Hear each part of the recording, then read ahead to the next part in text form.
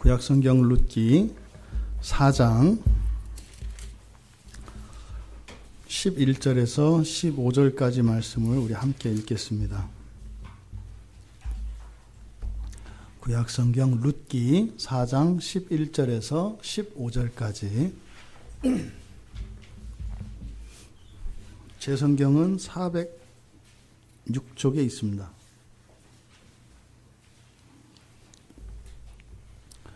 사사기 룻기 4장 11절에서 15절까지 우리 함께 읽겠습니다. 성문에 있는 모든 백성과 장로들이 이르되 우리가 증인이 되나니 여호와께서 내 집에 들어가는 여인으로 이스라엘의 집을 세운 라헬과 레아 두 사람과 같게 하시고 내가 에브라데서 유력하고 베들레헴에서 유명하게 하시기를 원하며 여호와께서 이 젊은 여자로 말미암아 내게 상속자를 주사 내 집이 다말이 유다에게 낳아준 베레스의 집과 같게 하시기를 원하노라 하니라. 이에 보아스가 룻을 맞이하여 아내로 삼고 그에게 들어갔더니 여호와께서 그에게 임신하게 하심으로 그가 아들을 낳은지라. 여인들이 나오미에게 이르되 찬송할지로다. 여호와께서 오늘 내게 기업물을 짜가 없게 하지 아니하셨도다. 이 아이의 이름이 이스라엘 중에 유명하게 되기를 원하노라. 이는 내 생명의 회복자이며 내 노년의 봉양자라. 곧 너를 사랑하며 7 아들보다 귀한 내 며느리가 낳은 자로다 하니라. 아멘. 잠시 기도하겠습니다. 살아계신 하나님, 말씀과 함께 역사하시는 성령의 능력을 믿습니다. 주시는 말씀이 하나님의 말씀으로 들려지게 하시고 그 말씀 가운데 진리가 깨달아지게 하셔서 그 진리가 저희들의 마음에 심겨질 때 저희들의 삶 가운데 저희들의 심령 가운데 역사하시는 성령 하나님의 놀라운 은혜가 임하게 하옵소서. 예수님의 이름으로 기도드리옵나이다. 아멘. 예, 주님의 이름으로 예배에 참석하신 모든 분들을 축복합니다. 또 오늘 우리가 함께 나눌 말씀을 통해서 하나님이 주실 은혜와 그 놀라운 복들이 여러분 모두에게 임하기를 진심으로 바랍니다. 설교의 제목은 모두를 기쁘게 하는 소망입니다. 예, 설교 제목이 뭐라고요? 예, 여기에는 그런 의미가 있는 거죠. 이제 소망은 이제 하나님께서 나를 위해서 미래에 이미 만들어 주신 것이다. 그 얘기는 뭐예요? 뭐 현재에는 소망이 미치지 않는다는 게 아니에요, 그죠? 오늘 우리는 어제 과거에 만들어 놓으신 소망을 사는 거다, 이런 이야기인 거죠. 그런데 그 하나님이 만들어 주신 그 소망, 또 우리가 과거에 만들어 주셨던 이미 먼저 만들어 주신, 그래서 우리가 지금 누리고 있는 이 소망이라는 것이 한 사람, 어느 한 개인에게만 이루어지는 것이 아니라 그 소망의 성격이 어떻다라는 거예요? 모두를 기쁘게 한다는 거예요. 모두를. 그러니까 이 자리에 있는 우리들 가운데 단 한 사람에게만이라도 그 소망이 온전히 있다면 그 소망이 모두에게 영향을 미친다는 거예요. 믿으시기 바랍니다. 그래서 우리가 교회에 꼽사리 끼는 이유가 그거예요. 가끔 묻어서 갈 때도 있는 거거든요. 우리가 항상 1년 12달 하루 24시간 이렇게 성령 충만하고 은혜 가운데 하나님 의지하고 살지 못해요. 그렇게 되는 게 아니에요. 그래서 돼요. 좋은 교회는 이 팀워크가 잘 이루어지는 거예요. 이렇게. 이게 중간에 정전이 되면 안 되죠. 정전이 되면 안 된단 말이에요. 동시 딱 끊어지면 안 돼요. 그러니까 누군가 한 사람이라도 항상 어떻게 돼요? 붙들고 있는 사람이 돼야 돼요. 그러려면 어떻게 되겠어요? 우리 모두 정신 똑바로 차려야 돼요. 그래서 그런 게 있어요. 이제는 뭐 지금은 쉬어도 되겠다. 이럴 때 모두 다 같은 생각을 한다는 거 잊으시면 안 돼요. 그 모두 이 생각 하겠구나. 나는 그럼 나 하나 정신 차려야 되겠네. 이렇게 가셔야 돼요. 모두를 기쁘게 하시는 그 소망이 날마다 여러분들의 일생에 그렇게 임하기를 바랍니다. 그래서 교회를 사랑하지 않을 수 없고 교회를 도저히 떠날 수 없는, 그래서 교회 안에만 있다면 언제나 기쁘게 하시는 그 소망이 언제나 우리 일상 가운데 경험되는 우리 모두가 되기를 주님의 이름으로 축원합니다. 예, 룻기는 전체 4장으로 되어 있어요. 그렇게 길지 않습니다. 예, 우리가 읽은 11절에서 15절 말씀, 이것은 이제 축복과 축하의 이야기, 결론적인 이야기입니다. 근데 이 룻기를 우리가 전체 이제 여러분 다 읽어보신 것을 전제로 해서 설교를 합니다만, 대략 한번 요약을 하면 사실 이 룻기의 이야기의 발단은 1장입니다. 1장. 1장에 나오는 이야기가 룻기 전체의 사건의 이제 발단이 되는 겁니다. 1장을 보시면 1장 1절을 보시면 사사들이 치리하던 때에 그 땅에 흉년이 들었다라고 하는 이 1절의 말씀을 우리가 좀 짚고 넘어가야 합니다. 그러니까 누가 치리하던 때, 치리라고 하는 것은 다스린다는 뜻이에요. 누가 다스렸다고요? 사사들이 다스릴 때 이 말이에요.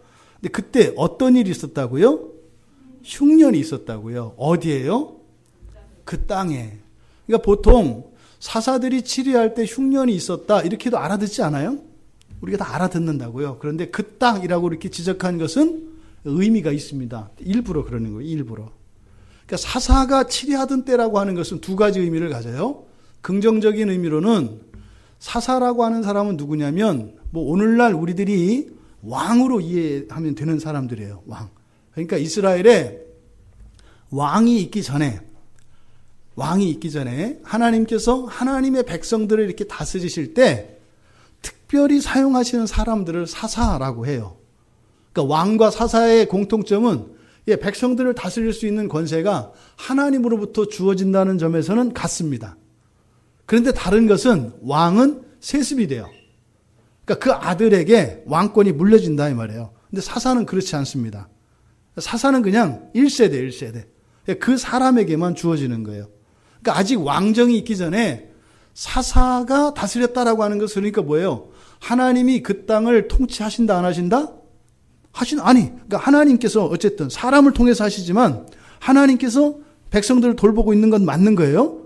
그러니까 사사를 통해서 이렇게 다스리신다라고 하는 것은 어쨌든 하나님이 다스릴 때 이런 뜻이에요. 다만 사람인 사사를 세워서, 그렇죠?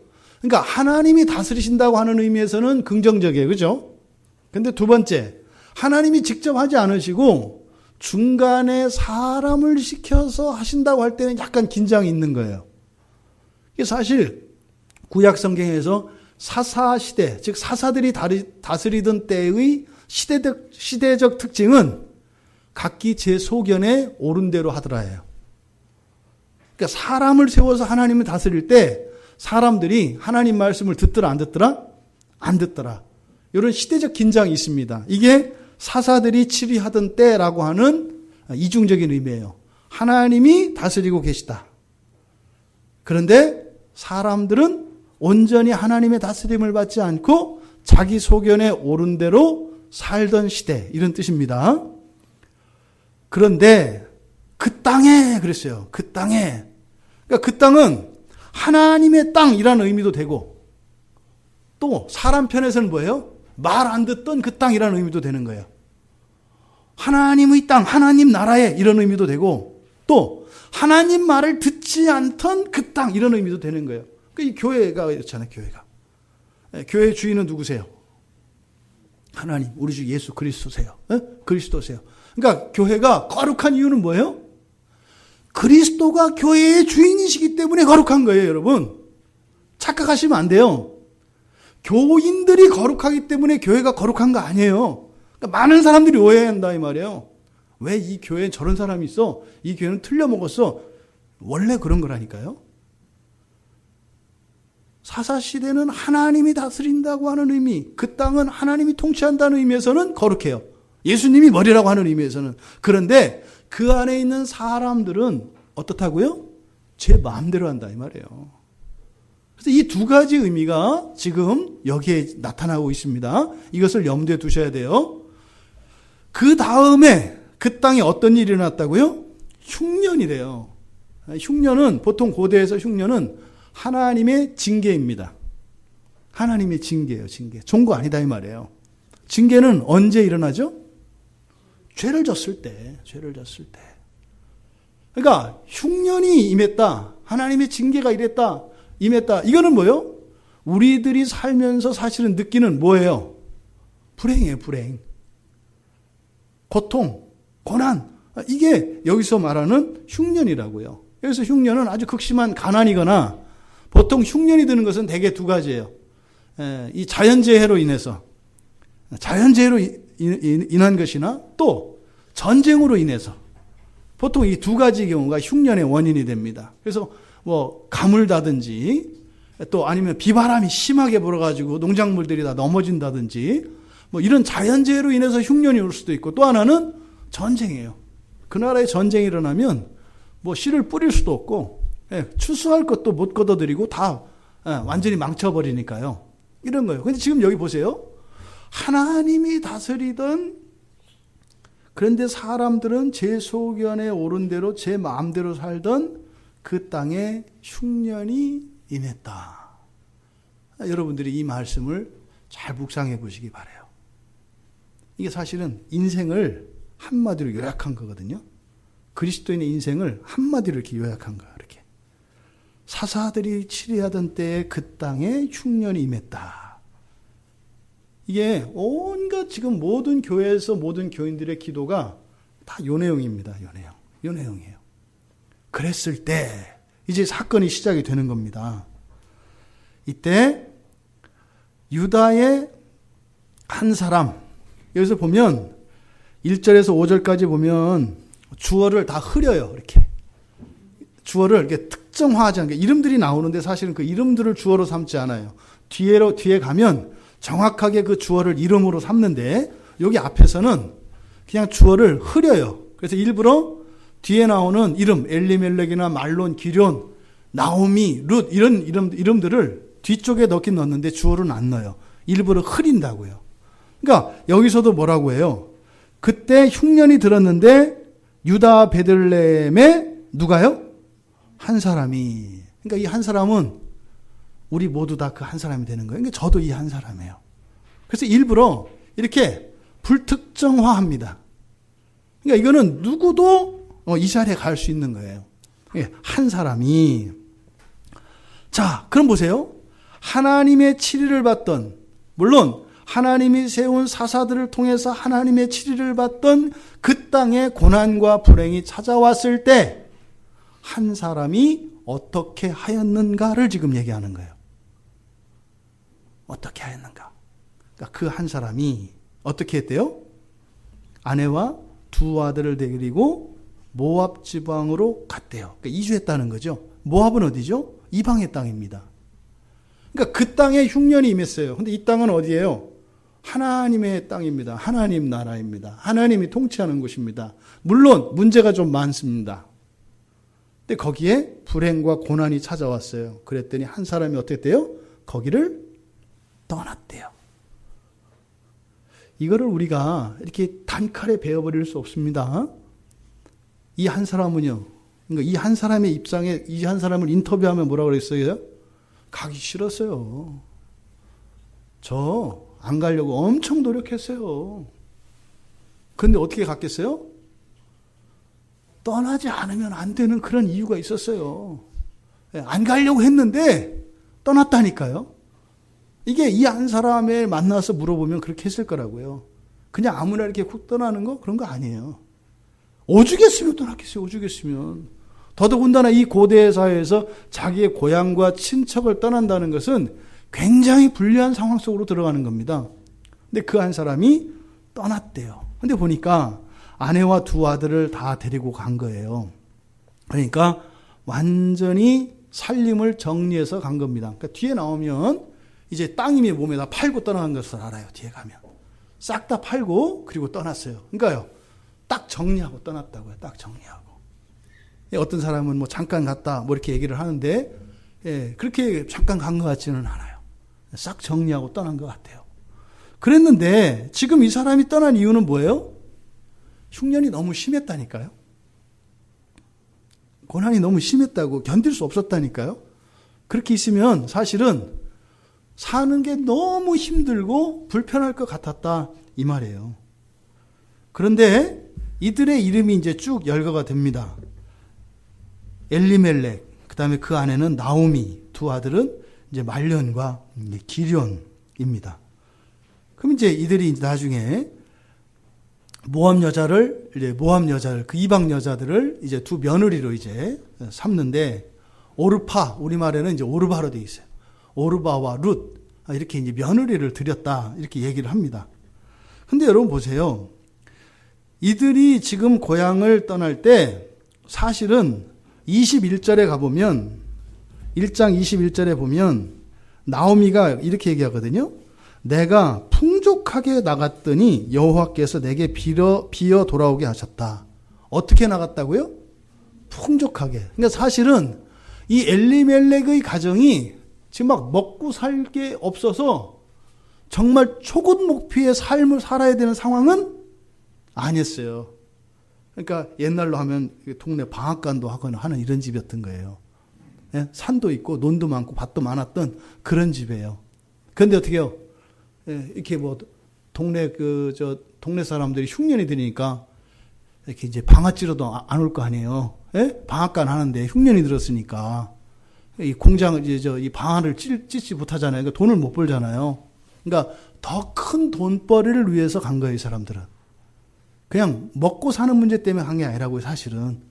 경제적인 거지만 더 잘 먹고 살기 위해서 생활의 터전을 옮긴 거다, 이 말이에요. 그러니까 경제적인 문제이긴 하지만 굉장히 어려운 그런 막바지 상황은 아니었다. 그러니까 자신들이 가지고 있는 재산과 이런 능력을 이용해서 더 잘 살 수 있는 삶의 환경으로 떠나간 것을 말해요. 여러분, 뭐 그럴 수 있어요, 없어요? 두 마음이잖아요. 속으로는 있고 겉으로는 없고. 그게 있어요. 그럴 수 있다고요. 또 우리가 그렇게 살아요. 우리가 일상생활 속에서요, 뭐 무슨 일이 있으면 항상 기도하고 하나님 의지하고 믿음을 하고 그러지 않잖아요. 예, 저도 그렇지 않아요. 예, 저도 어떤 때는 제가 직접 해결하고요. 예, 그렇게 해서 또 어떤 때 보람도 있고요. 뭐 이런 일들이 다 일어납니다. 그러니까 여기서 한 사람이라 그랬잖아요. 그러니까 이거는 일반적인 경우를 얘기한다고. 그러니까 특별히 나쁜 사람을 말하는 게 아니에요. 그러니까 이런 상황은 일어날 수 있다. 그런데 뒤에 5절까지 아주 그냥 결론을 신속하게 내려버려요. 근데 그 끝은 어땠다는 거예요? 정반대로 가죽 같은 거 다 들어먹었다는 거예요. 다.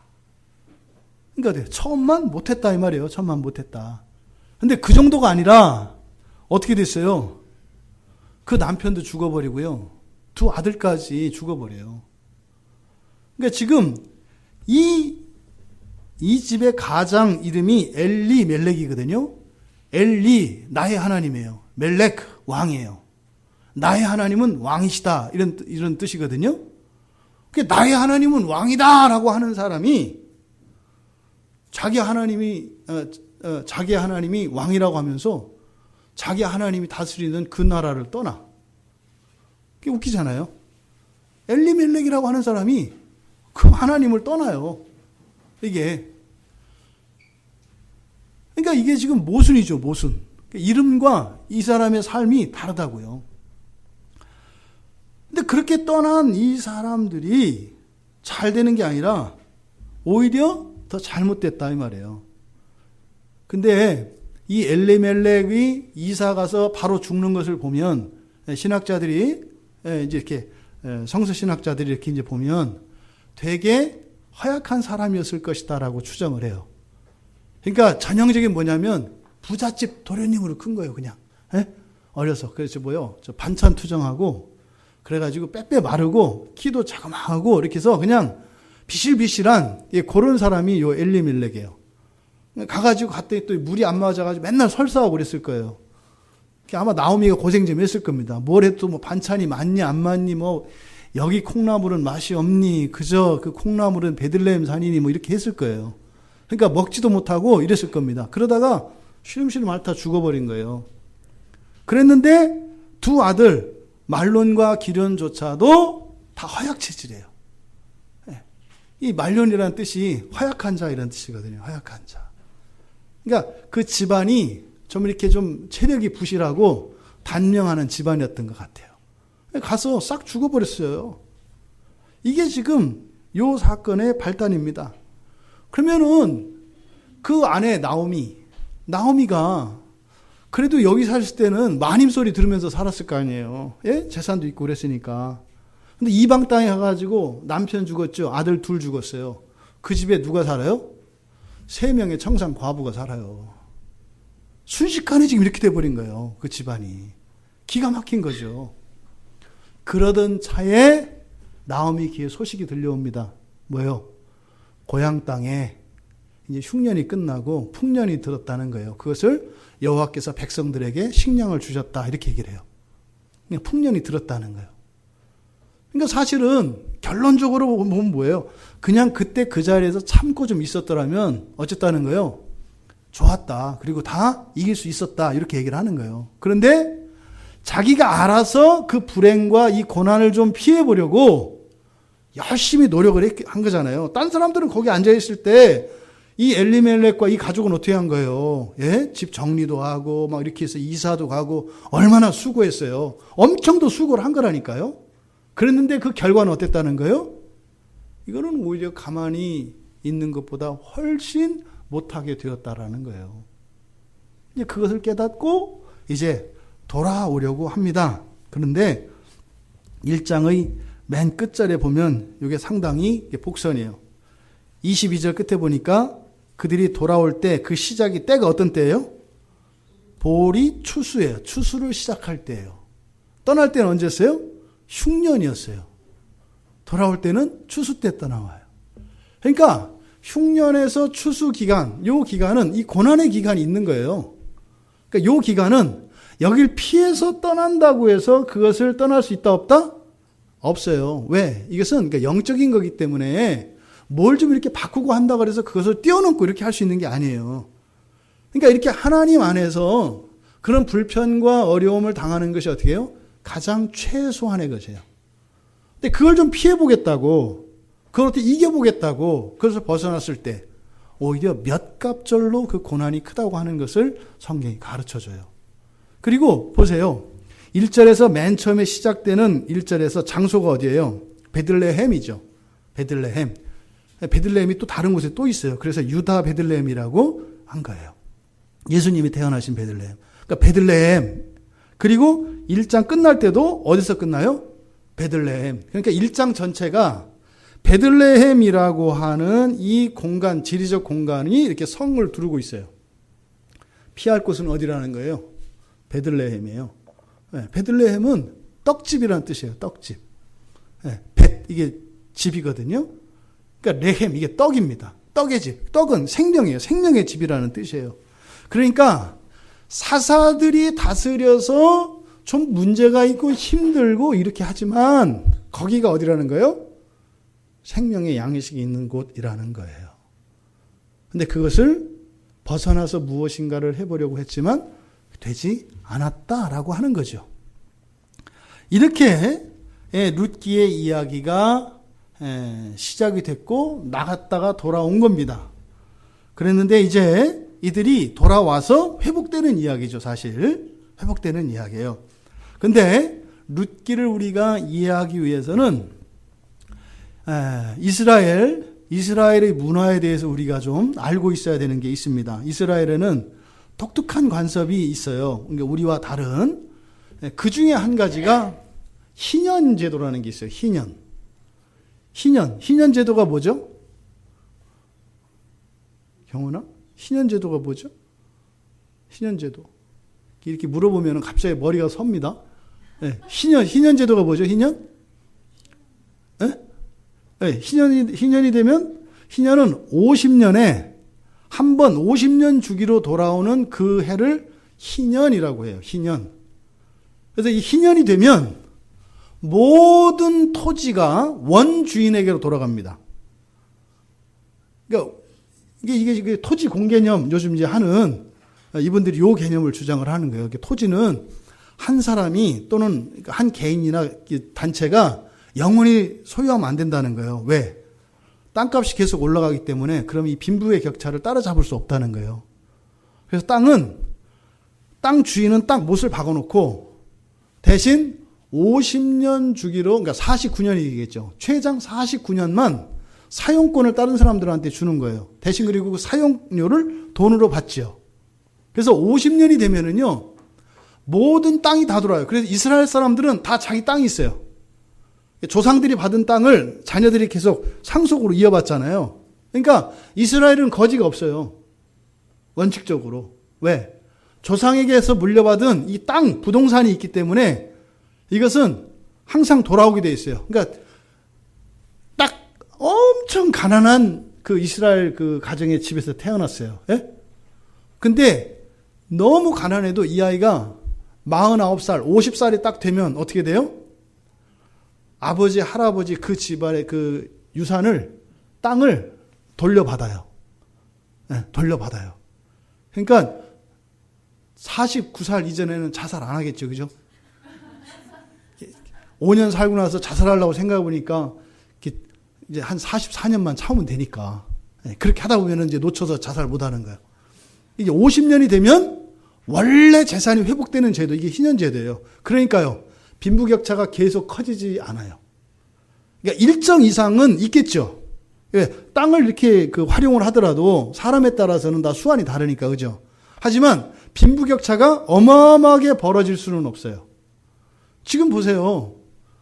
예, 처음에 땅을 갖고 시작하는 사람, 내 집 갖고 시작하는 사람하고 월세 갖고 시작하는 사람 차이가 어마어마하게 나잖아요. 어마어마하게 나. 왜? 집을 사는 순간 이때부터는 집이 알아서 올라가.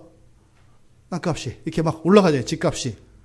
물론 안 올라가는데 사면은 억울해. 이게 이제, 이거는 사실 노동과 상관없이 막 일어나는 거거든요. 이게 사실은 뭐예요? 이게 자본주의 폐단이거든요. 이거 재산이 올라가는 게 아니에요. 집값이 올라가잖아요. 사실은 없는 사람들의 돈을 밑에서 파가는 거예요, 사실은. 그냥 이렇게 집값이 올랐다 좋아. 이게 아니에요. 없는 사람, 집 없는 사람들 주머니를 합법적으로 몰래 긁어서 이리 갖다 붙이는 거예요. 이 물가 상승이라는 게 그런 겁니다.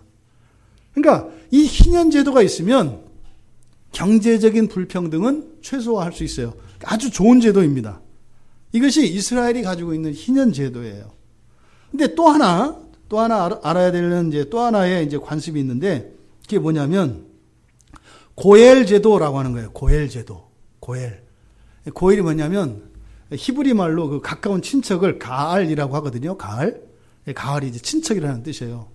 근데 이 고엘이 뭐냐면, 예를 들어서 어떤 사람이 이런 겁니다.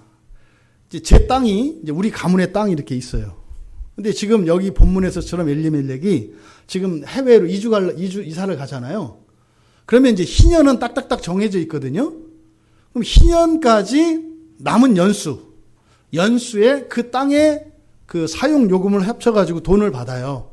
예를 들어서 내가 가지고 있는 땅의 사용료가 뭐 1년 가치가 1년에 이 땅에서 농사를 지면 예를 들어서 1,000만 원 소득이 나와요. 이 땅을.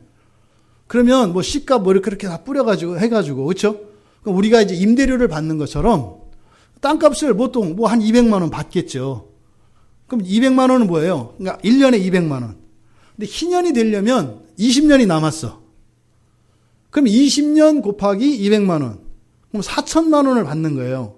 그럼 그 사람은 제 땅을 20년 동안 자기의 땅인 것처럼 사용할 수 있는 권리가 있어요. 그 돈을 받아가지고 엘리멜렉이 지금 떠난 거예요. 근데 문제는 뭐예요? 다 망했죠. 망했어요. 그리고 20년 있어야 이 땅이 돌아와요. 그럼 지금 나오미가 고향을 돌아왔을 때는 없어요. 왜? 여기서 먼저 돈을 땡겨서 썼으니까. 그럼 이럴 때 또 이스라엘이 가지고 있는 좋은 관습이 하나 있어요. 그런 경우에 남편이 죽거나 또 아들이 죽거나 갑자기 어떤 재난을 당해서 완전히 알거지가 됐을 때, 그때는 희년 되기 전에 그 땅을 찾아줘요. 누가? 친척들이 땅을 찾아주는 거예요. 그래서 촌수를 따져가지고 가까운 친척 순서로 그 땅을 찾아주는 제도. 이게 고엘제도예요. 좋은 거예요? 나쁜 거예요? 이 고엘제도 좋죠. 이게 사실은 교회예요. 교회가 이렇게 하는 거예요. 교회가 필요에 따라서 쓰는 것. 초대교회 때 했던 게 이 고엘제도라고요. 그래서 친척들이 이 나오미가 딱 들어오면 완전히 알거지가 돼서 돌아왔잖아요. 그럼 이제 먹고 살 일이 없잖아요. 못 살잖아요. 그러면 그 엘리멜렉이 그 남은 20년의 기간 동안 임대해주고 떠났을 때 그 임대료 있잖아요. 임대료를 친척 중에 누구 하나가 대신 그 사람한테 주면 그 사람은 그냥 의무죠. 나 싫어 안 할 거야 이렇게 하는 게 아니에요. 물러줘야 돼요. 이렇게 하면. 주인이 돌아와서 달라고 하면 돈을 주면 그렇게 돈을 대신 치러주는 사람 이 사람을 고엘이라고 해요. 이게 고엘 제도예요. 그러니까 되게 좋은 제도죠. 그러니까 교회가 원래 하나님이 주신 하나님 나라의 원리가 이래요. 예를 들어서 교인 중에 하나가 사업을 하다가 망했어요. 네? 다 망했다고요. 그래가지고 집도 뭣도 다 저당 잡히고 없어요. 그러면 어떻게 하는 거예요? 교인 중에 한 사람이 하는 게 아니라 교회가 고엘이 되는 거예요. 그래서 헌금을 하고 이렇게 해서 모아가지고 어떻게 되는 거예요? 그 집을 찾아주는 거예요. 그러니까 어떻게 되겠어요? 내가 그렇게 되면 교인들이 힘들어지잖아요. 그죠? 그러니까 내가 어떻게 살아야 돼요? 열심히 잘 살아야 되는 거예요. 함부로 살면 안 되는 거예요. 왜? 나에게 어려움이 닥치면 교회 모두에게 어려움이 닥치니까. 이게 고엘 제도예요. 굉장히 좋은 제도죠. 또 하나의 제도가, 이거는 이제 재산을 회복시켜주는 것. 예, 친척들이, 주변에 있는 친척의 재산을 회복시켜주는 제도가 고엘 제도라면, 이제는 대가 끊겨요. 지금 여기 같은 경우, 엘리멜렉 같은 경우에 아들이 둘 다 죽었잖아요. 그럼 대가 끊겼죠, 이제는. 없잖아요. 이랬을 때, 대를 이어요. 이거를 이제 우리나라에서는 뭐 형사취수제도 이렇게 얘기를 하잖아요. 형사취수, 그쵸? 그러니까 이거를 야밤이라 그래요, 야밤. 야밤 제도가 있어요, 야밤에. 야밤이라는 제도. 그러니까 야밤이라는 제도는 대가 끊긴 집안에서 대가 이어가도록 그래서 그 여자를 아내로 받아들이는 거. 이걸 야밤이라 그래요. 그러니까 지금 보세요. 나오미가 있고 아들 둘이 죽었어요. 근데 며느리만 둘만 남았어요. 대가 끊겼어요. 그러니까 어떻게 돼요? 이 며느리들을 친척 중에 원래는 형제들이 해야 되는데 여기 형제가 없어요. 원래 야밤은 형제들이 하는 거거든요. 근데 이 집의 경우에는 형제가 다 죽었어요. 그러니까 어떻게 해요? 친척 중에서 이 며느리를 아내로 삼아서 자식을 낳아줘야 돼. 그래서 대가 이어가도록. 이게 야밤이에요.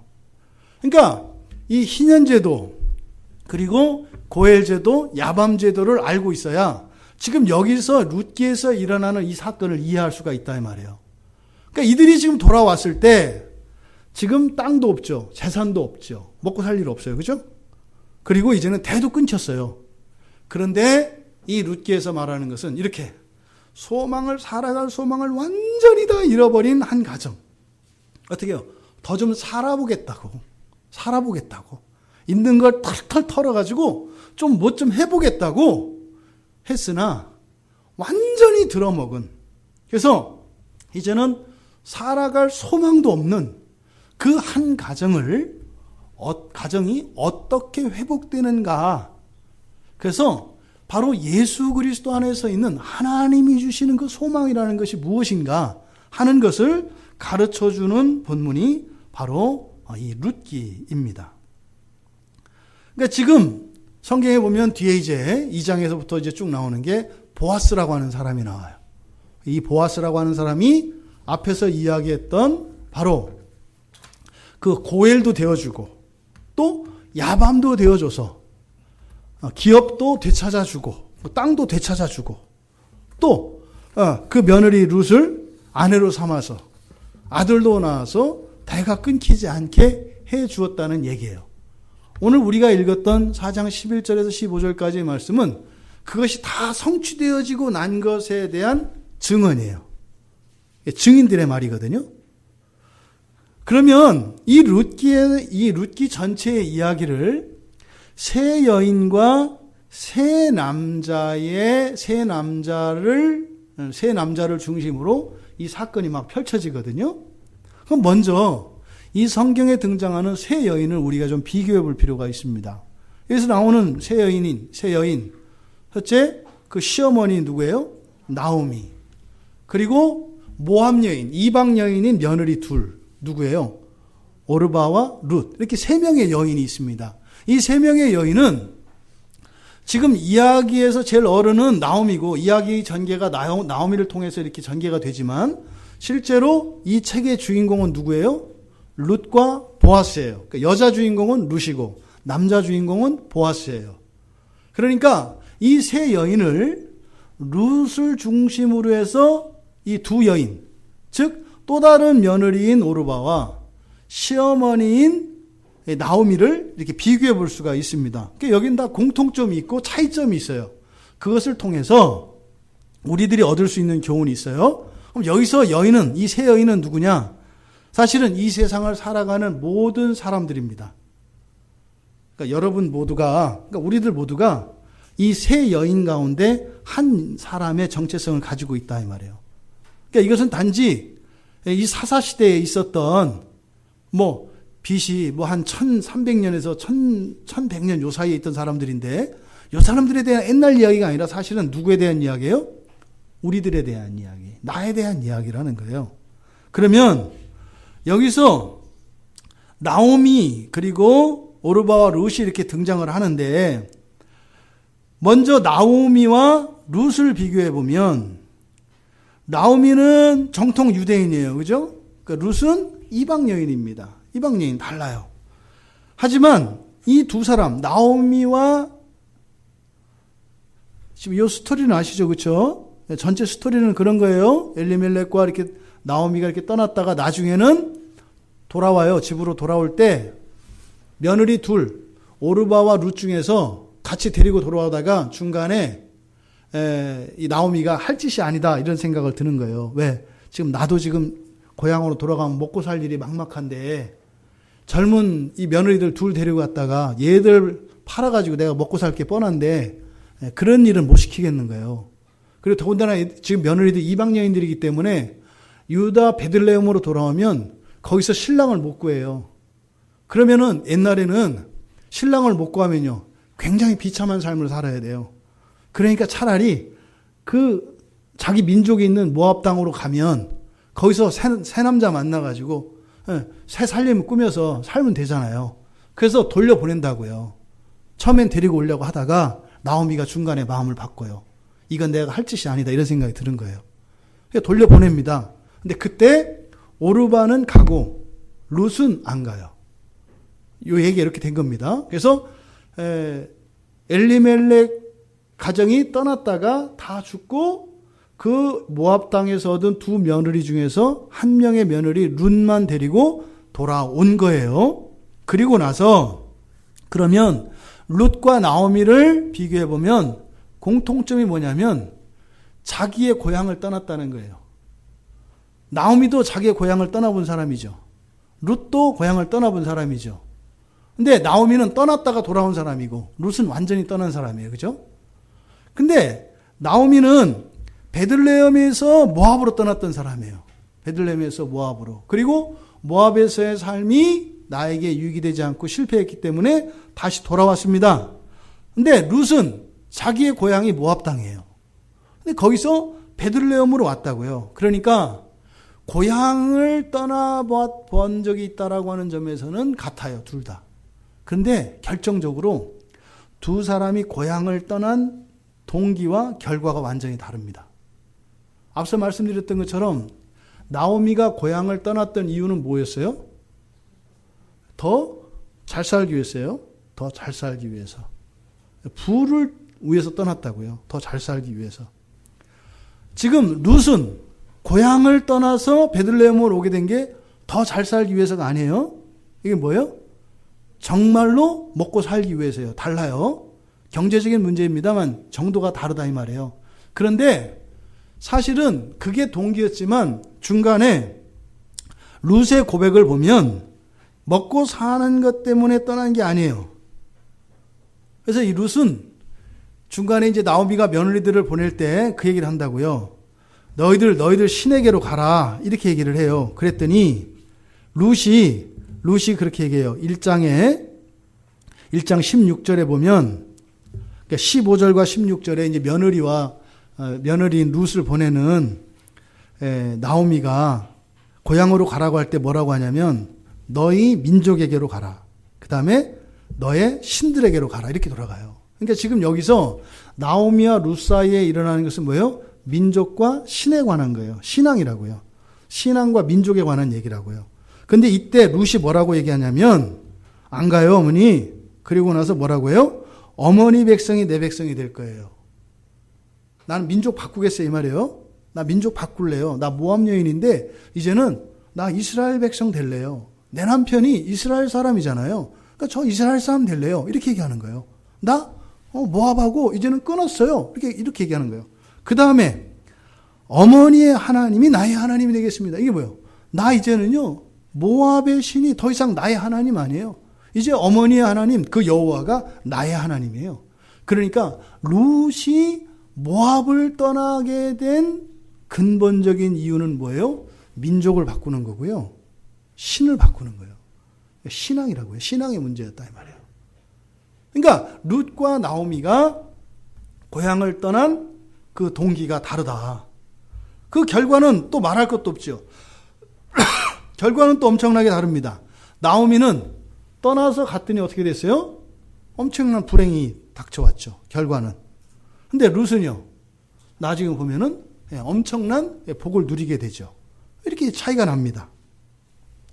다음에 또 다른 며느리였던 오르바와 룻. 그러니까 룻을 중심으로 비교를 하는 거니까 룻을 중심으로 룻과 오르바를 비교해 보면 둘이 공통점이 있어요. 둘 다 뭐예요? 모압 여인이에요. 둘 다 모압 여인이에요. 그리고 둘 다 남편이 이스라엘 사람, 유대 사람이에요. 둘 다 유대 사람이라고요. 그리고 둘 다 베들레헴으로 돌아갈 기회가 있었어요. 둘 모두에게 똑같이 있었어요. 그런데 차이점은 뭐예요? 하나는 원래 자기 자리로 돌아갔고 하나는 끝까지 버리지 않고 베들레헴으로 왔다라는 게 달라요. 이게 이제 엄청난 결과를, 오르바에 대해서는 얘기를 안 해요. 근데 실제로 여기에 보면은요, 아들 둘, 이 말론과 기련이 나오고 오르바와 룻이 나오는데 누가 누구 짝인지를 잘 몰라요, 성경에. 이게 룻의 남편이 말론인지 기련인지 뭐 누가 누군지 안 나와요. 근데 성경에서는 굉장히 중요한 거예요. 이 짝이 굉장히 중요한다고요, 부부가. 근데 여기서는 전혀 개의치 않고 흩어놔요. 왜 그랬을까요? 일부러 그러는 거예요, 일부러. 걔나 똑같다는 거예요. 걔나 똑같다는 거예요, 그냥. 똑같아. 단지 뭐 말론도 뭐 기련도 그냥 이스라엘 사람이고 뭐 이런 뜻이에요. 뭐 오르바와 둘 다 뭐 모압 여인이고 이거 말고는 더 다른 의미가 없어. 그건 뭐예요? 둘 다 뭐 오르바나 룻이나 둘 다 소망이 없던 이방 여인들이야, 이런 뜻이에요. 그리고 말론과 기련 둘 다 일찍 죽었어. 그러니까 걔들도 이스라엘 사람인데 별 볼 일 없는 애들이었어, 뭐 이런 얘기예요. 그러니까 누가 누구 짝이냐, 이거 큰 의미 없어요. 중요한 것은 뭐예요? 그렇게 병약하고 별 볼 일 없는 뭐 자식도 못 낳고 죽었잖아요. 그냥 죽어버렸다고요. 그러니까 그랬는데 그 남편, 지금 여기에 나오는 세 여인은 다 각기 자기 남편들에게 소망을 뒀던 사람들이에요. 근데 셋 다 어떻게 돼요? 다 소망이 안 된다고요. 여러분 남편 소망이 안 되잖아요. 안 된다니까요. 원래 안 되는 거예요. 그런데 이렇게 소망을 가지려고 하지 마세요. 부담스러워요. 하나님을 바라봐야지 왜 날 바라봐, 이렇게 이제 한단 말이죠. 예? 결론은 그거예요, 결론은. 근데 중요한 것은 그게 아니라 그 남편들을 통해서 뭐가 주어져요? 기회가 주어지는 기회가. 그걸 통해서 어떻게 해요? 언약의 땅으로 하나님이 주신 기업으로 오느냐 돌아가느냐, 요 차이다 이 말이에요. 그러니까 내 남편이 이런 사람이냐 저런 사람이냐 중요하지 않다니까요. 똑같다고요. 조금 더 나아 보이고 뭐 월급을 좀 더 받고 좀 성격이 좋고 뭐 내 말 잘 듣고 안 듣고 이런 차이가 있지만 그 별다르지 않다고 지금 성경이 얘기하는 거예요. 중요한 건 뭐예요? 남편을 통해서 하나님의 기업을 받느냐 안 받느냐, 요 기회가 제공된다는 거예요. 그러니까 그 기회를 잡느냐 못 잡느냐가 중요하지 이렇게 알콩달콩 사는 게 이게 중요하지 않다는 거예요. 근데 룻은 그 기회를 잡았고 오르바는 그 기회를 버렸어요. 오르바에 대한 얘기는 더 이상 나오지 않아요. 어떻게 했을까요? 뭐 살다가 죽었겠죠. 그게 끝이에요. 이 세상에 살아가는 사람들, 살다가 죽은 사람들 많습니다.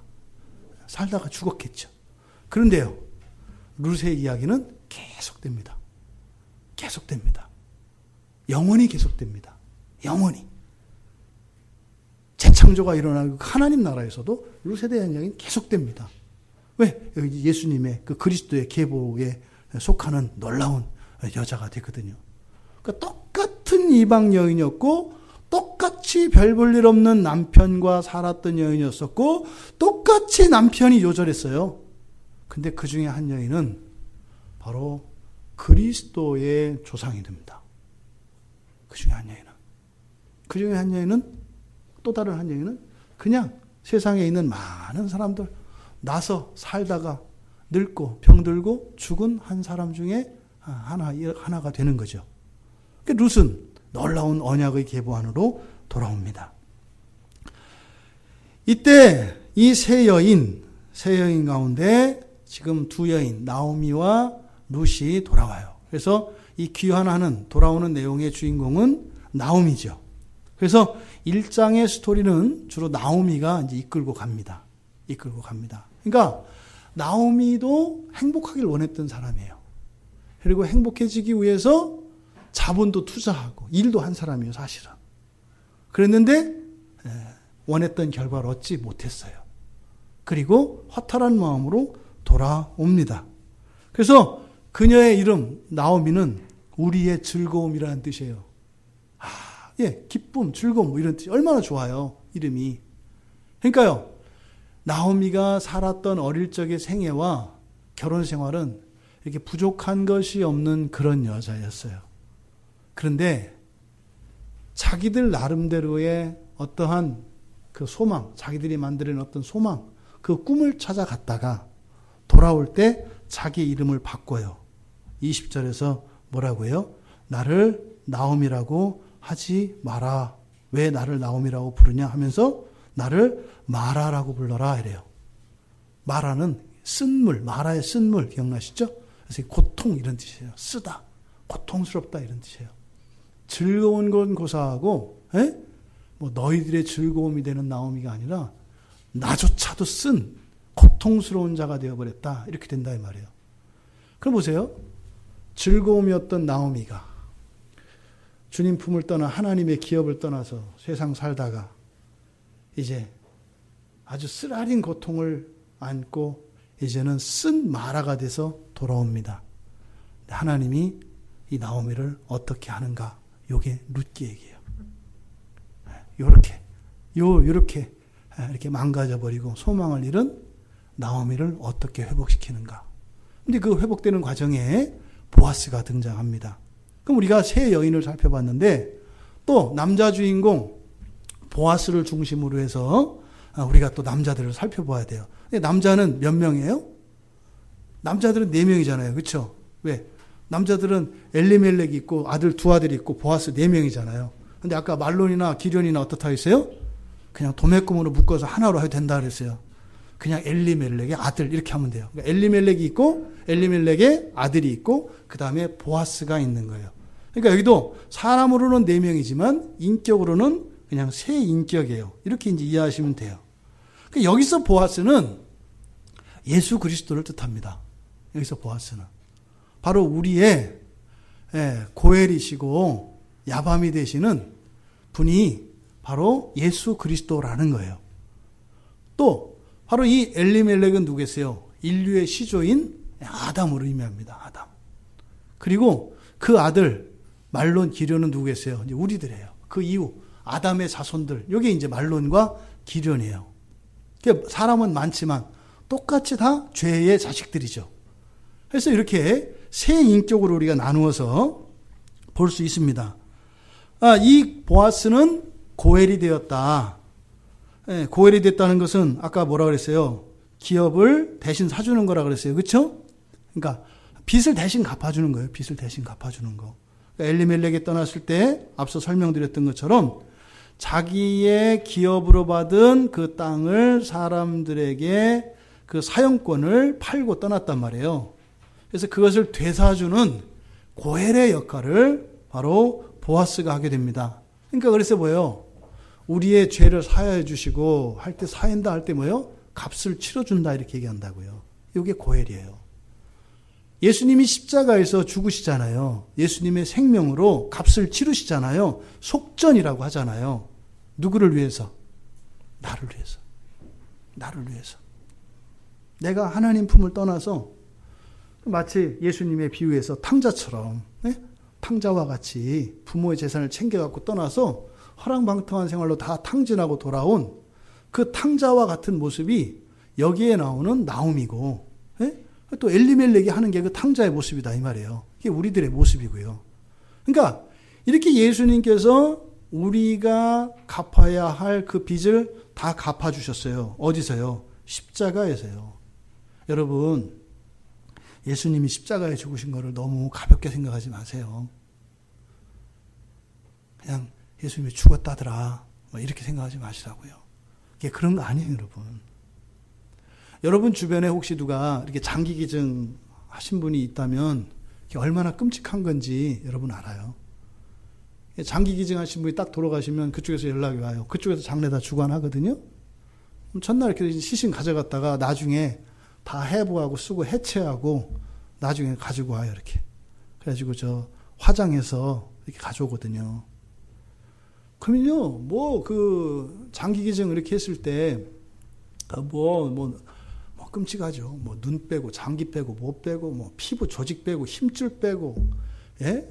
핏줄 빼고, 다 그렇게 해요. 다 분리해요. 다 분해한다고요. 예?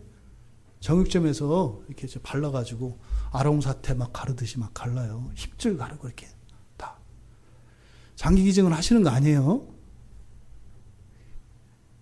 하지 마세요. 하는 거 아니에요, 여러분. 그럴듯해 보이지 않으세요? 죽음이 거룩해 보이지 않아요? 저도 했어요, 저도. 그래서 이제 안구 이식 이렇게 이제 했는데 저 안 할 거예요. 모르고 그랬어요, 모르고. 그러니까 내가 죽고 나의 장기가 누군가에게 이렇게 해서 생명을 살리고 뭘 살리기는 죽을 사람 죽고 사는 건 사는 거예요. 그게 그렇게 하는 게 아니에요, 여러분. 그게 거룩해 보이잖아요. 되게 착해 보이지 않으세요? 예? 사실은 자기가 죽고 나서 그런 일이 있는지 아는지 알아요, 몰라요? 몰라요. 남은 가족들만 마음 아프고 그래요. 장기기증은 그러니까 생명을 우리가 어떻게 해야 돼요? 장기기증 하려고 하는 사람은 진짜로 어떻게 해야 돼요? 평소에 막 먹지 말고 소식하고 운동하고 이래야 되는 거예요. 예? 완벽한 몸을 가지고 장기기증 한다면 내가 또 이해가 가. 자기 마음대로 막 쓰고 엉망진창 만들어 놓고 그 장기기증에서 뭐 하려고. 그러니까 우리가 왜곡되는 거예요. 진짜로 장기기증 하려면 장기기증 하는 이유가 뭐예요? 생명을 사랑하는 거죠. 그렇지 않아요? 다른 사람 생명 살리고 좋잖아요. 예? 그러니까 유익도 있잖아요. 저도 이제 안구기증 했던 게 그거예요.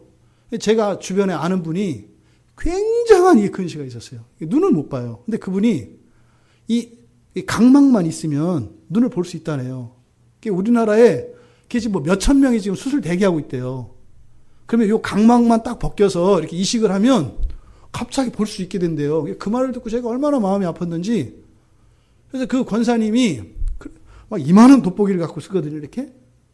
그러니까 진짜 이렇게 살아있는 거 하나씩 바꿔 쓰면 좋겠다. 한쪽 눈이라도 쓰면 되니까. 근데 내가 그럴 자신은 없고. 그래서 그 권사님 보고 제가 해야 되겠다. 그래서 각막기증을 했어요. 근데요, 우리에게 주어진 것을 누리는 것은 복됩니다. 그래서 넘어서는 것을 이렇게 탐할 필요 없어요. 지나치게 오래 살려고 할 필요도 없고, 지나치게 건강하게 살 필요도 없고, 예?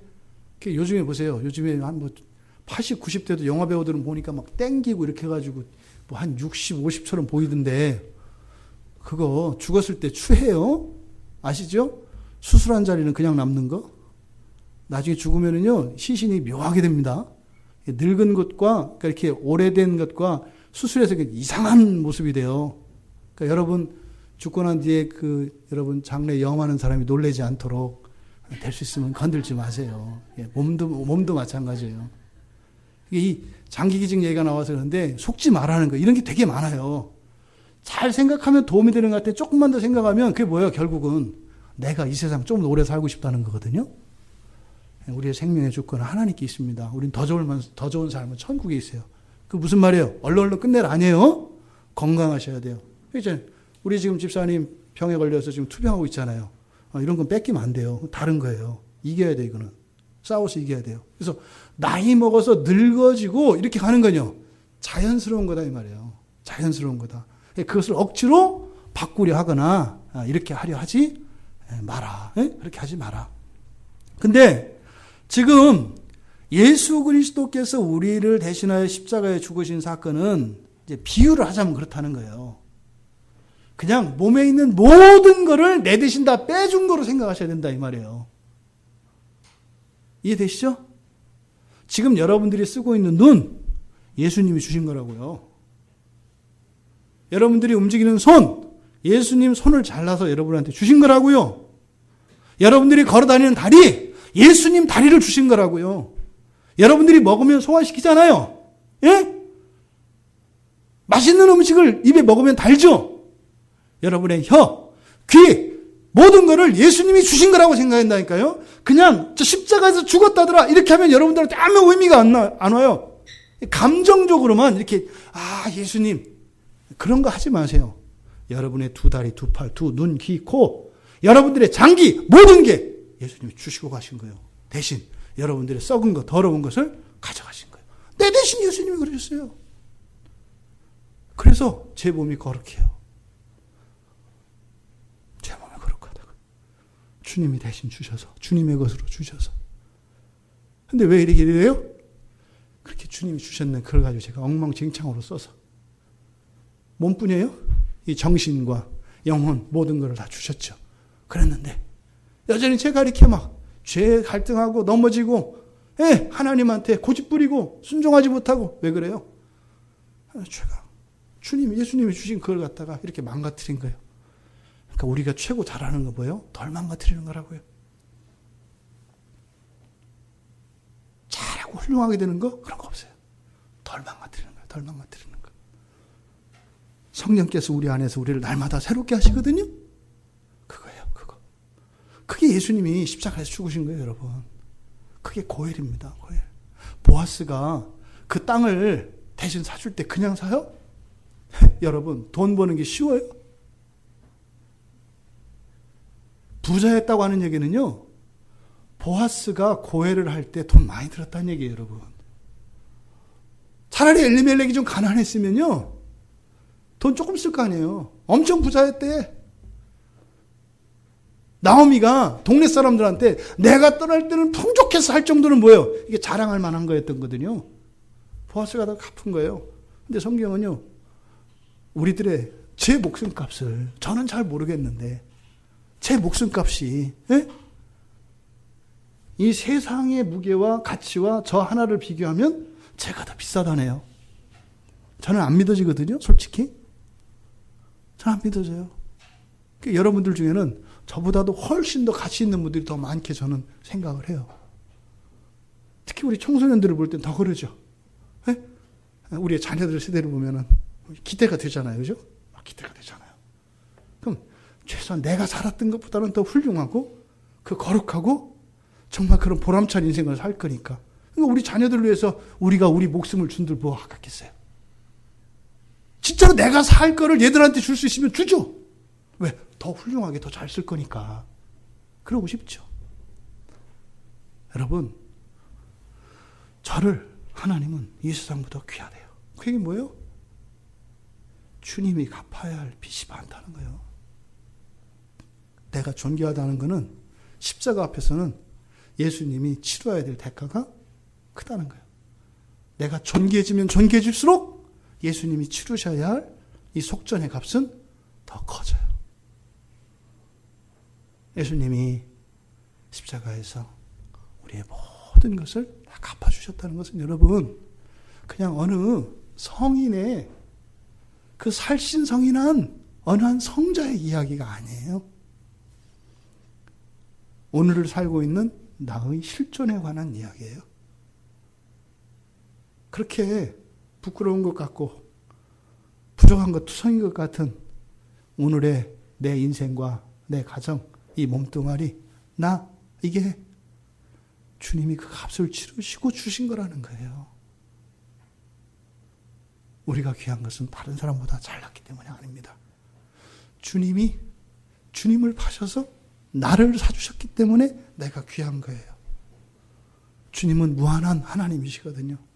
여러분, 이 고엘의 의미가 십자가에서 여러분들에게 주시는 그 메시지가 들려지시기를 바랍니다. 그리스도를 믿는 자들은요, 예수님이 다 사신 자들이에요. 예수님이. 여러분들의 모든 것 예수님이 다 사신 거예요. 그리고 여러분들한테 다시 돌려주신 거예요. 또 야밤이 되었습니다. 보아스는. 야밤이 된 것은 뭐라 그랬어요? 예, 아내로 삼는 거라고 그랬잖아요. 그러니까 룻을 아내로 삼았어요. 여러분, 이게 무슨 의미일까요?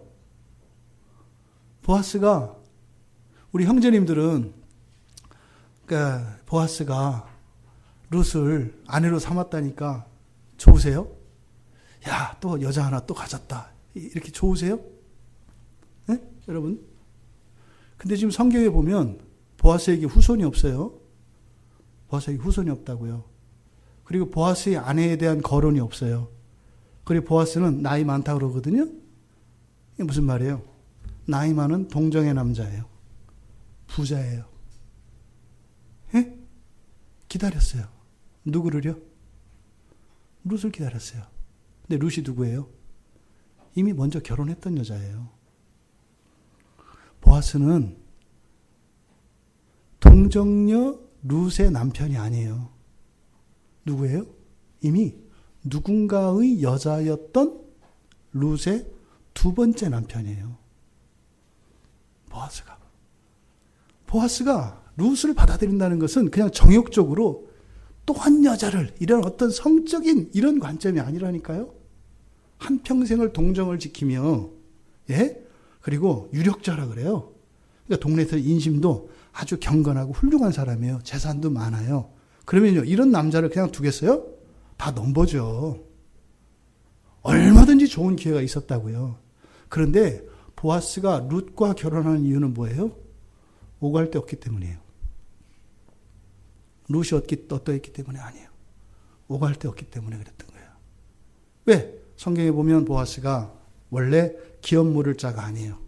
원래 보아스보다 더 우선권을 가지고 있는 다른 친척이 있었어요. 그 사람이 만약에 룻을 데려가겠다 했으면 데려가는 거예요. 근데 뭐예요?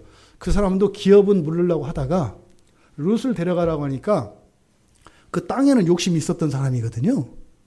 근데 룻을 껴서 이렇게 얘기하니까 땅에서 그 땅 욕심이 있는 그 사람도 룻을 껴든다고 하니까 그런 관도한 거예요. 룻의 가치는요, 마이너스. 어느 정도? 엄청난 땅을 통해서 얻을 수 있는 재산의 유익보다 훨씬 더 큰 마이너스. 이게 룻의 정체성이에요. 그런 여인을 보아스가 스스로 그 여인의 두 번째 남편이 되는 거예요. 예수님이 여러분을 구원하신다는 게 그런 의미예요. 여러분들의 첫 번째 남편은 누구예요? 이 세상이라고요. 마귀라고요. 세상과 마귀를 다 주인 삼았던 사람들이에요. 그런데 어떻게 해요? 동정을 지킨 예수 그리스도가 버려진 거리의 여인과 같은 우리의 남편이 되어주시는 사건이 바로 이 보아스의 야밤 사건이에요. 그냥 남녀간에 늙은 노인네가 젊은 여자를 또 하나 첩으로 들이는 이런 사건이 아니라고요, 여러분. 여러분, 순결하지 않은 우리를 순결하시고 거룩하신 주님이 주님의 신부로 삼으셨어요. 이게 십자가입니다. 거기에서 일어나는 야밤이 바로 야밤 사건이 이것입니다. 그러니까 보아스가 룻을 아내로 이렇게 맞이해요. 그러면서 그 순결한 보아스가 죽은 남자의 어떤 남자의 아내였던 그 룻에게 이렇게 고백을 해요. 룻기 3장 10절 11절을 보시면 우리 같이 한번 룻기 3장 10절 11절 이것은 바로 순결하고 거룩한 주님이 우리를 향해서 보아스가 룻에게 하는 말이에요. 10절 11절 같이 읽겠습니다. 그가 이르되 내 딸아 여호와께서 내게 복 주시기를 원하노라. 내가 가난하건 부하건 젊은 자를 따르지 아니하였으니 내가 베푼 인애가 처음보다 나중이 더하도다. 그리고 이제 내 따라 두려워하지 말라. 내가 내 말대로 내게 다 행하리라. 내가 현숙한 여자인 줄을 나의 성읍 백성이 다 아느니라. 성읍 백성들 다 알아요. 이 여자가 모압 여인인 거 알고 나오미의 며느리라는 거 알아요. 순결해요? 안 순결해요. 더군다나 이방 여인이에요. 그런데 현숙한 여인이라고 불러요. 이것이 주님의 진정한 여러분들을 향한 주님의 인정이고 고백인 걸 믿으시기 바랍니다. 주님이 여러분들을 현숙한 여인들이래요. 현숙한 여인들이래요. 우리를 말해요. 그리고요. 그래서 우리들은요. 하나님이 우리에게 복을 주신대요. 복을 주신대요. 여기서 젊은 자를 따르지 아니하였으니 왜 안 따라요? 결혼했다니까. 우리가 왜 죄를 안 져요? 그런데요. 죄를 안 졌다고 얘기하는 거예요. 거룩하다고 이야기하는 거예요. 그래서 하나님이 복을 주실 거라고 이렇게 이야기하는 거예요. 여러분, 우리의 고엘이시고 야밤이신 예수님께서 산상수훈에서 마태복음 5장에 사람들을 불러놓으시고 그때 팔복 선언을 해요. 천국이 너희 것이다. 천국이 너희 것이다. 그때 땅을 기업으로 주신다. 또 하나님의 아들이라 부른다. 이렇게 얘기해요. 땅을 기업으로 받는다는 게 뭐겠어요? 사서 주신 거죠. 사서. 보아스가 그 땅을 사서 나오미와 룻에게 준 것처럼 또 룻을 아내로 받아들여서 하나님의 자녀로 삼은 거죠. 예수님이 하신 일이 바로 이 보아스를 통해서 이 불행한 완전히 소망을 잃었던 나오미의 가정 안에 일어나고 있습니다. 남편을 잃고 살 길이 막막했던 나오미와 룻, 그들이 보아스를 만나고 그 은혜를 입어서 구사일생의 기회를 누렸습니다. 그런데 말입니다. 이 과정에서 일어나는 일은 놀랍습니다. 놀랍습니다. 먼저 나오미는 보세요. 남편 죽었어요. 두 아들 죽었어요. 그럼 뭐예요? 기업 물을 자가 없다고요. 네? 다 잃어버렸어요. 다 잃어버렸어요. 이제는 혈혈단신 나오미에게 남은 것은 뭐예요? 그냥 늙어 빠진 몸뚱아리 하나만 남았어요. 늙어 빠진 몸뚱아리. 여러분 아시죠? 여인의 몸으로 늙었어요. 아무도 없어요. 돈도 없어요. 어떤 삶을 살까요? 이거는 생각하기도 싫은 삶이에요. 파지 줍는 거? 그것도 거처할 처소가 있어야 이렇게 하는 거예요. 예? 구루마라도 하나 있어야 하는 거예요. 늙어서 박스를 몇 개나 들겠어요. 예? 겨울에, 이 추운 겨울에 발을 지킬 수 있는 신발이라도 있어야 되는 거 아니에요. 예? 그게 비참한 인생이 여러분들 주변에서 보는 불쌍해 보이는 그런 비참한 게 아니에요. 진짜 비참한 건 안 보여요, 여러분. 사람들 눈에 띄지 않는다니까요. 사람이라고는 상상할 수 없는 그런 삶이 있어요. 그랬던 나오미입니다. 그런데 그 나오미에게 보아스가 나타났어요. 그래서 그에게 어떻게 돼요? 남편의 자리를, 그리고 끊긴 두 자들의 자리를 대신해줘요. 그래서 룻과 보아스 사이에서 오벳이 태어납니다. 그래서 태어나서 나오미의 노년의 봉양자가 돼요. 4장 15절에 보면 나오미에게 축복하는 이야기가 나와요. 이는 내 생명의 회복자이며 내 노년의 봉양자라. 여러분, 어떻게 살아야 할지 사는 게 지옥보다 더 끔찍했던 한 여인에게 노년의 봉양자가 생겼다는 게 어떤 의미일까요? 따뜻한 아랫목에서 효도를 받으면 되는 삶으로 바뀌었다는 거예요, 여러분. 나오미에게 이 소망이 얼마나 큰 기쁨을 주었겠어요. 근데 말입니다. 이게 나오미뿐만이 아니에요. 룻의 입장을 보세요. 이방 여인으로서 유대인 남편과 결혼했잖아요. 예? 청산 과부가 됐잖아요. 결혼한 지 몇 년 안 돼서 남편이 죽어버렸잖아요. 결혼한 여인은요, 낙인이 찍혀요. 이미 결혼한 것 때문에 소망이 없다고요. 더더군다나 이방 여인이에요. 그랬는데 이 여인이 이스라엘 역사의 가장 위대한 여인들의 반열에 올라요. 장로들이 축복을 합니다. 4장 11절, 우리가 오늘 읽은 내용인데 4장 11절에 보면 성문에 있는 모든 백성과 장로들이 이르되 이렇게요. 우리가 증인이 되나니, 뭐예요? 여러분들에 대해서 증인이 된대요. 증인이 있대요. 증인이. 예? 증인이 되나니. 그러면서 뭐라고요? 여호와께서 내 집에 들어가는 여인으로, 이게 누구예요? 이게 룻이죠. 이스라엘의 집을 세운 라헬과 레아. 이게 야곱의 두 아내입니다. 12지파, 이스라엘 12지파의 기원이 되는 두 여인이에요. 라헬과 레아 두 사람과 같게 하시고 우리를 믿음의 조상의 반열에 우리들을 두셨다. 이렇게 이야기한다 이 말이에요. 그러면요, 룻은 단지 보아스를 남편으로 삼아서 정말 말로 다 할 수 없는 영광, 부귀만 누린 것이 아니라 어떻게 해요? 이스라엘, 이방인인 여자인데 이스라엘의 어떤 여인들보다도 가장 존귀한 여인이 되었다 이 말이에요. 이것이 그리스도인들의 정체성이에요. 흔히 룻이 누린 그 소망의 기쁨은 얼마나 큰 것이겠습니까? 그렇다면 여기에 나오는 남자 보아스나 엘리멜렉, 멜론과 기존이 있어요. 예, 물론 엘리멜렉과 그 두 아들 죽었어요. 그렇죠? 죽어서 없어졌어요. 근데 사실은 그들이 죽고 난 뒤에 어떤 일이 있어요? 그들의 후사를 잇는 일이 생겨요. 그 사람들은 몰라요. 죽은 사람들은. 근데 죽은 사람에게도 어떤 일이 일어나요? 기쁜 일이 일어나요. 그 사람들은 엘리멜렉은 그랬겠죠. 자기 아들들을 통해서 대가 이어질 거라고 생각을 했겠죠. 그러니까 서둘러서, 그러니까 손이 귀하니까 빨리빨리 모함 여인들을 얻었던 것 같아요. 근데 손주를 못 보고 죽었죠. 죽으면서 생각을 했겠죠. 그래도 두 놈 중에서 한 놈은 대를 이어가겠지.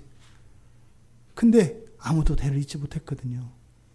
그런데요, 말론과 기련 그런 부담이 없겠어요? 자식으로서 대를 이어야 한다는, 더더군다나 이 히브리 사회에서. 그런데요, 죽으면서 이 불효한 이 죄책감을 가지고 죽었을 거예요. 엘리멜렉이나 말론, 기련 다 그렇게 죽었어요.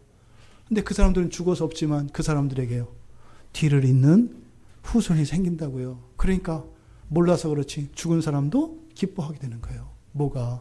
소망이. 죽은 사람에게도 기쁨이 되는 일이다 이 말이에요. 그럼 보아스는요, 놀라운 일은 그겁니다. 그러면 여기서 이렇게 모든 것을 구원해주는 구세주의 전용으로 쓰이는 보아스에게도 기쁨이 있어요, 없어요? 있어요. 왜요? 그때까지 후사가 없었는데 후사 아들이 생긴다니까요. 그러니까요, 보아스에게 생기는 기쁨은 누구예요? 여러분이에요. 여러분. 예수님이 바라시는 건 딱 하나요. 여러분들이에요. 여러분들의 삶이 하나님이 주신 그 기업으로 존귀하고 부귀를 누리며 살아가기를 원하셔요. 근데 그것으로 만족한대요. 그것으로 만족한대요. 우리가 그런 주님께 나와서 주님께 할 수 있는 게 뭐겠어요? 예배하는 겁니다. 예배하는 거예요. 이 주일의 예배가 그런 거예요. 예배가 나의 고엘이 되시고 야밤이 되신 예수님께 우리가 할 수 있는 게 없어요. 뭐예요? 하나님을 예배하는 것입니다. 이 예배에 하나님이 베풀어 주신 그 모든 은혜에 대한 감사와 찬양이 예배를 통해서 하나님께 드려지는 것입니다. 그런데 이것으로 끝나지 않아요. 보아스와 죽은 엘리멜렉 그 두 아들에게 기쁨이 되는 것으로 끝나지 않아요. 왜요? 모든 인류에게 기쁨이 돼요. 4장 끝에 보세요. 끝나는데 18절에 베레스의 계배오는 이러하니 이렇게 되잖아요. 그러니까 17절에서 오벳의 이야기하고 오벳이 다윗의 할아버지라는 얘기를 해요. 예? 그리고 18절에서부터 22절까지 갑자기 족보를 넣어요. 이 족보는 굉장히 중요한 겁니다. 그래서 이 룻기에서 사실은 가장 중요한 내용이 요 뒤에 18절에 나오는 족보예요. 요 족보. 이 족보가요. 바로 구약의 예언의 성취, 메시아의 도래. 그것이 다윗으로 어떻게 이어지고 또 신약에 가면 어떻게 돼요? 다윗의 자손 예수 그리스도의 계보라. 여기에서 신약 성경이 이어져요. 다리 역할을 하는 것입니다. 그러니까 지금 이 룻기에 일어났던 이 사건, 정말 이 사건을 통해서 모든 인류에게 기쁨이 되는 거예요. 왜? 메시아의 계보가 계속 이어지는 것이기 때문에. 여러분, 한 가정이 이런 불행과 시련을 만나서 자기들만의 행복을 찾아 여호와 하나님이 주신 기업을 팔아버리고 고향을 떠났습니다. 그런데 실패하고 오히려 더 큰 시련과 고난을 만났습니다. 하지만 그들이 돌아왔습니다. 돌아와서 참된 소망의 주인을 만나서 가정이 회복된 것은 물론이고 그동안 그들의 어떤 불행의 여정과 같았던 그 모압의 생활, 그들의 죄악의 삶과 같았던 그 모압 생활, 그 삶에서 룻이라고 하는 이방의 여인이 그 기쁨 안에 참여하게 되는 놀라운 일이 일어납니다. 그래서 온 세상 모두가 이렇게 한 신앙의 집안의 실수와 범죄로 말미암아 오히려 그것을 하나님이 소망으로 바꾸셔서 모두를 기쁘게 하시는 놀라운 구원의 이야기입니다. 여러분, 우리가요, 때로는 실패도 하고 힘들고 어려운 시기도 있습니다. 꼭 있습니다. 하지만 잊지 말아야 할 사실이 있습니다. 우리들의 고엘이고 야밤은 누구세요? 예수 그리스도이십니다. 우리는 언젠가 그리스도께로 다 돌아가는 사람들입니다. 그리고 그리스도께로 돌아갔을 때 그분이 우리의 고엘이 되시고 야밤이 되시기 때문에 지난날 우리가 누리지 못했던 우리의 어리석음과 무지와 고집으로 인해서 자초하였던 이 고생, 그 헐벗음과 아픔, 이 모든 것을 회복시켜 주시는 구원의 일이 있을 겁니다. 언젠가는 모두가 주님의 품에 안기게 됩니다. 하지만 여러분, 미루지 마십시오. 미루지 마십시오. 지금 우리의 고엘이시고 야밤 되시는 그리스도께로 돌아오십시오. 그래서 그 소망의 기업을 받아 축복과 축하를 누리며 다 함께 기뻐하며 하나님께 영광 돌릴 수 있는 우리 모두가 되기를 주님의 이름으로 축원합니다. 우리 말씀을 생각하며 기도하겠습니다. 예,